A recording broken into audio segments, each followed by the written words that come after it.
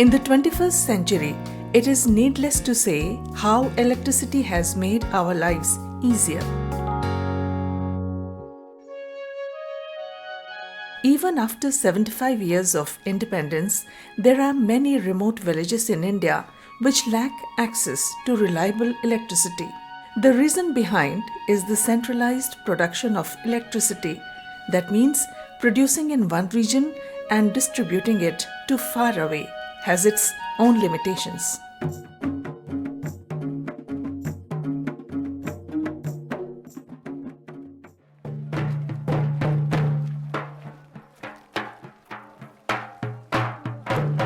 Villagers from Mudamba of Simdega district are celebrating the arrival of electricity. 330 वाट का एक panel है ना? हाँ, 330 वाट 330 × 3 है तो 3 मिलाने से 1 किलोवाट हो सकता है। तो ये गांव अभी अगला 10 साल के लिए फ्यूचर प्रूफ है कि घर और नया बनेगा भी, लोड भी बढ़ेगा तो भी यहाँ पर बिजली की समस्या नहीं होगी।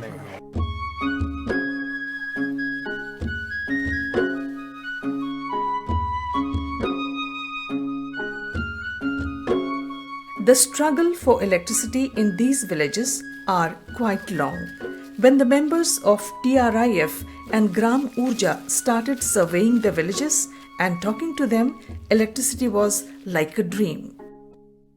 उनको मैं समझाया कि देखिए ये प्रोजेक्ट लग जाने के बाद में 24 घंटा आपको बिजली रहेगा, पावर कट वाला समस्या नहीं है, समिति बनेगा, समिति का संपत्ति रहेगा, आपका संपत्ति रहेगा, आप जो बिल जमा करेंगे वो समिति के पास होगा और इसका माने रख रखाव में उसका खर्च होगा।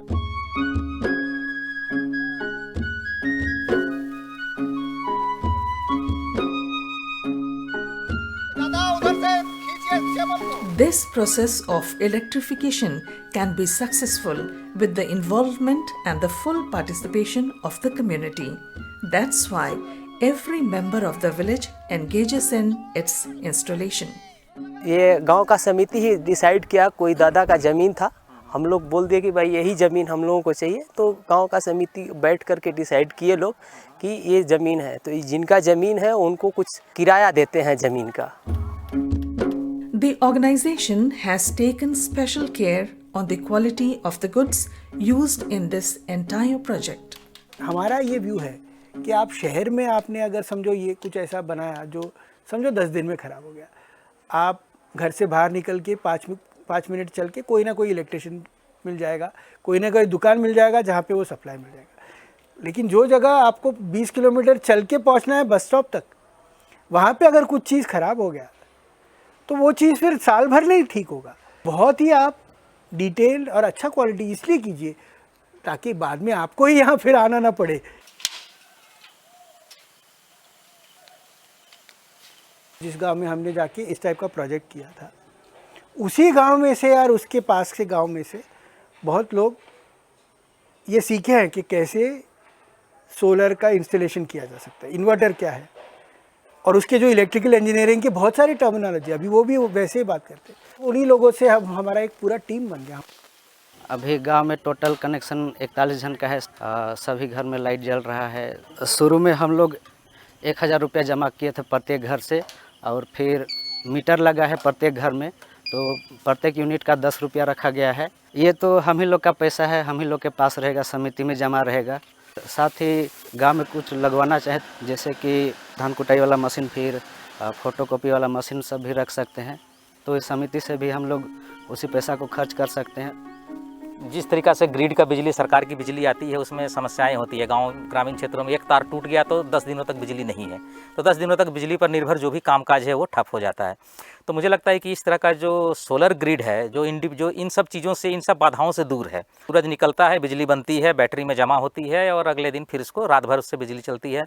5-6 दिन बारिश हो तो भी ये चलता रहता है, कोई डिस्ट्रीब्यूशन लॉसेज का समस्या नहीं है। इस तरह का सोलर एनर्जी जिसमें रिलायबिलिटी है, एश्योरेंस है, इसकी बहुत बड़ी संभावना है।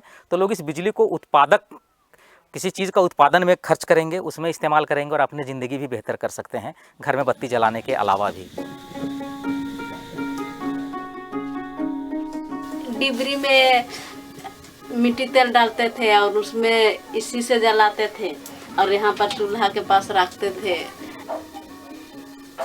इतना सा इसका उजाला होता है। तो इसका लाइट कितना दूर जाएगा ना, पाँव में ही रहेगा ना।